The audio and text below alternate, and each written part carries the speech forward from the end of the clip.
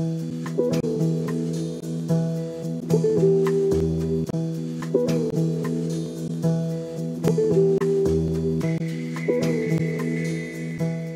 faut les comprendre d'abord pour ce qu'ils sont. C'est deux produits totalement différents puisque l'objectif final est différent aussi. Rosan, c'est le grand vin. C'est ce que nous estimons mettre de meilleur ensemble dans la bouteille avec la personnalité qu'est le terroir de Rosan-Ségla à Margaux. Et c'est aussi quelque chose qui doit vieillir, qui doit donner du plaisir pendant longtemps. S'affiner avec le temps et montrer vraiment la qualité intrinsèque de ce terroir de Graves que nous avons, de Graves fines, qui donne des vins fins et élégants. Ça va très bien avec le nom de Margaux.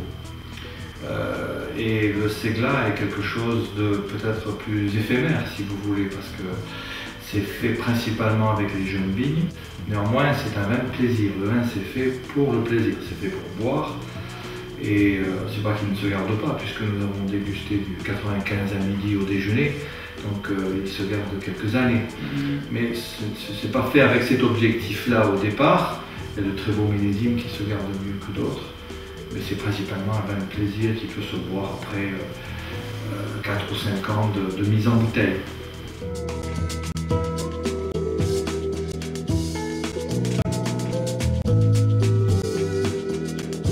Alors le vignoble est un vignoble de 52 hectares et qui a à peu près 54% de Cabernet Sauvignon, donc le cépage principal ici en Médoc, 40% de Merlot. Et ensuite, nous avons 5% de Petit Verdot et 1% de Cabernet Franc. Donc le Cabernet Franc, c'est vraiment la petite touche complémentaire pour l'assemblage des vins. Et on est sur une production environ de 55% de Rosan-Ségla et puis 45% environ de Ségla. Donc on a quand même une petite majorité de Rosan-Ségla sur les Ségla. Il est coupé dans la journée et trié dans la journée pour que tout le raisin soit mis directement en cuve sans attendre et sans perdre de temps. Préserver les peaux et le raisin. Alors on va aller au chai dans les barriques.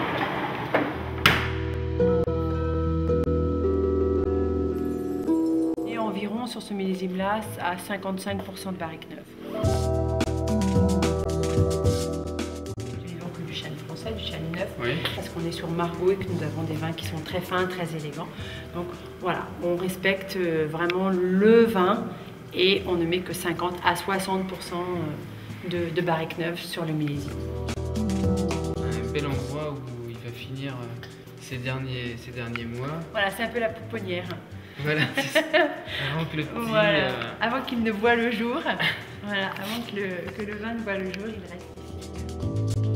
Il va être soutiré tous les 3 mois. On fait des soutirages manuels, oui. Très traditionnels. Nous ferons aussi les collages, le blanc d'œuf frais. La dernière clarification donc. Exactement, pour faire une mise en bouteille à peu près 6 mois après. En tout cas, c'est un bel endroit, on s'y sent bien et ça sent bon ici.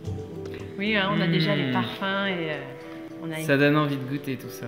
Voilà, on va passer à la dégustation dans très peu de temps pour vous donner une autre idée du vin. Bon, super. Ces dernières années, on a pas mal de bons millésimes avec leur propre personnalité.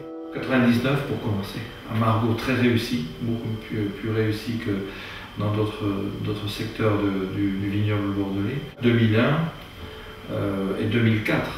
Parce que je crois que c'est aussi un millésime où beaucoup de terroirs différents vont pouvoir s'exprimer. On va avoir une très belle palette de vins 2004 à boire dans les 5-6 ans à venir. C'est vrai que malgré qu'ils soient un peu étouffés médiatiquement entre 2003 et 2005, c'est une belle découverte de Bordeaux. Absolument, et on va le redécouvrir dans quelques années, j'en suis sûr. Eh bien, j'en boire un peu plus, c'est quand même... C'est vrai qu'il n'y a que le nez qui est un peu... Vous avez senti? Non ?